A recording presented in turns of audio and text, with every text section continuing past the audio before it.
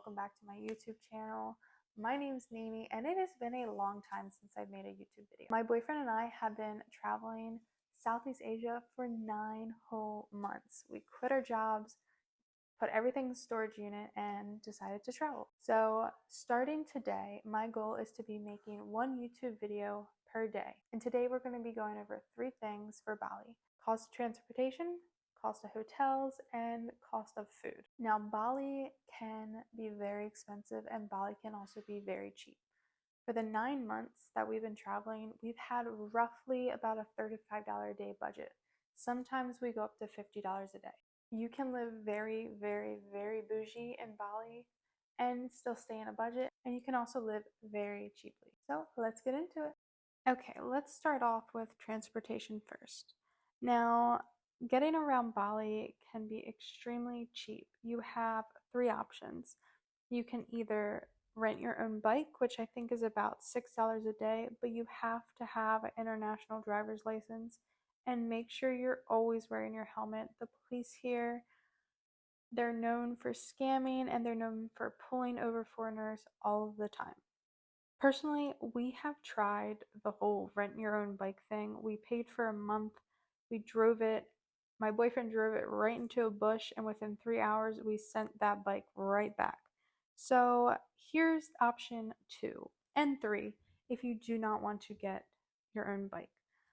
It's to download a ride share app, which is just like Uber. They also do cars as well as bikes. Most of the transportation here is going to be with bikes. But honestly, it's safe and it's fun. It's like you're on a roller coaster ride every day. I absolutely love it. But download the apps Grab and Gojek. They cost about 15,000 rupees, which equals $1. Now, I always tip about 75 to 100% tip every single time. So it costs me max $2 per ride, and that's even up to 30 minutes. But even if you plan on riding all around with Gojek or Grab, I would budget about max $10 a day. Okay, now let's go over the cost of food.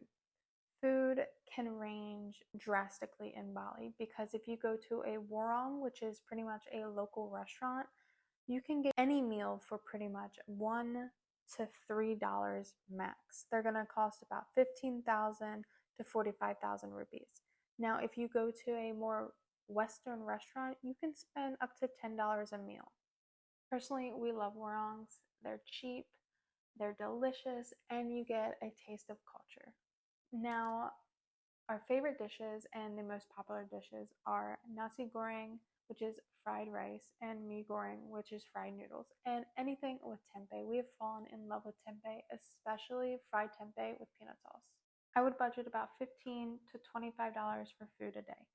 And lastly, we have hotel costs. Now, you can really ball on a budget for about $15 like ours, or you can get in a very expensive villa.